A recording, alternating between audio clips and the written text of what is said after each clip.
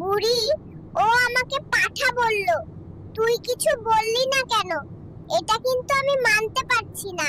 বন্ধুরা, তোমাদের কাছে হাত জোড় করে বলতেছি, ভিডিওটি সম্পূর্ণ দেখো এবং কে কোথা থেকে দেখছো কমেন্টে অবশ্যই জানাও।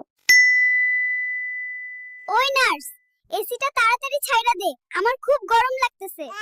সরি বাবু, এই হসপিটালে তো কোনো এসি নেই। থাকবো না তোদের এই হসপিটালে। টাকা নেয়ার সময় তো কারি কারি টাকা নিস, আর এসি দেওয়ার বেলায় কোনো খবর নাই। বেবি, আমাকে একটি আইফোন কিনে দাও, আমি টিকটক করব। খবরদার, আর একবারও টিকটকের কথা বলবা না। যাও রান্না করো। বাবু, তুমি কোথায় যাও? আমার স্বামী আমাকে টিকটক করতে দেবে না, তাই আমি আর এই সংসার করব না, শ্বশুর বাড়ি চলে যাচ্ছি। এই নাতি, তোর মন থেকে তানিয়ার নাম মুছে দেব।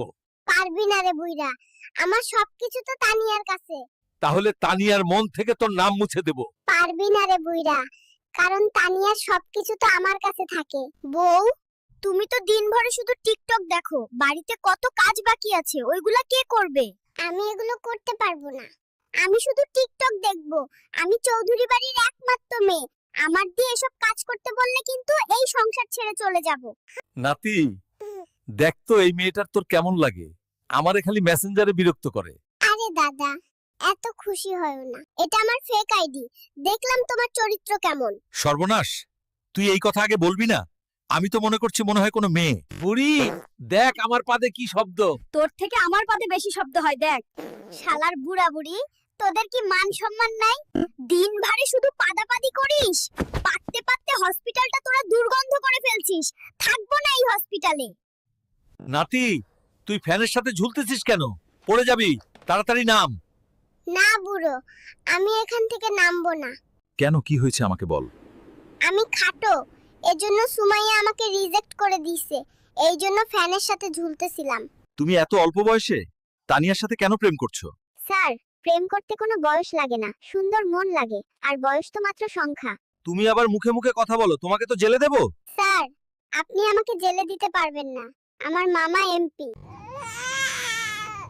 দাদি, আপনার নাতিকে থামান না কেন? সেই সময় থেকে পাঠার মতো প্যা প্যা করে কাঁদতেছে। বুড়ি, ও আমাকে পাঠা বলল। তুই কিছু বললি না কেন? এটা কিন্তু আমি মানতে পারছি না। আমার নাতি পাঠার মতো প্যা প্যা করে কাঁদবে না হাসবে, তাতে তোদের কি? গেলাম না তোদের প্লেনে। এমন ভাবে প্রতিদিন কাজ করাইলে আমি আর ঘরে জামাই থাকবো না। শালার ফাটা না থাকলে যাবি কোথায়? তুই আমার জীবন শেষ করে এখন পাশের বাড়ির ভাবির কাছে যাবে। পাশের বাড়ির ভাবি অফার করেছে, তার সাথে থাকলে কাজ করা লাগবে না। দাদা, কালকে স্কুলের মিটিং আছে, তোমাকে যাইতে হবে। না, আমি যাইতে পারবো না, আমার বাসায় অনেক কাজ আছে। আরে ফারিয়া ম্যাডাম তোমাকে যাইতে বলছে। তাহলে তুই এই কথা আগে বলবি না? চল তাহলে আজকেই যাব, বেঁচে থাকলে পরে কাজ করা যাবে। তোর বোন হয়, ওকে দেখে রাখিস। আমি বাইরে থেকে ঘুরে আসি, কোনো প্রকারের বিরক্ত করবি না। আপু, আপনি কি সিঙ্গেল নাকি মিঙ্গেল? উফ, আজব তো, আমাকে বিরক্ত করছেন কেন? আপনার দাদিকে সব বলে দেব কিন্তু। দাদি, আপনার নাতি আমাকে প্রেমের প্রস্তাব দিচ্ছে। সর্বনাশ, মায়ে তো সব বলে দিল, এখন আমি তো শেষ। এই মেশিন, তাড়াতাড়ি টাকা বের কর, টুনটুনিরে নিয়ে দুবাই যাব। এই, টাকা না দিয়ে ফিডার দিলি কেন রে? এই বাল দিয়ে কি করব? তোমার সাথে আমি সম্পর্ক রাখতে পারবো না, আমার টাকা লাগবে, ফিডার লাগবে না। শালা লোভী মেয়ে, এই ছিল তোর মনে? নাতি, ও নাতি। ওই বুড়ি কি হইছে, এরকম দরজা ধাক্কাচ্ছিস কেন? নাতি মোবাইল নিয়ে বাথরুমে গেছে আর দরজা খুলতেছে না। বাবু, কি আর বলবো, বুড়োরা আঠার মতো সারাদিন লেগে থাকে, বাথরুমেও শান্তিতে কথা বলা যায় না। এই কষ্ট কি সহ্য করা যায়?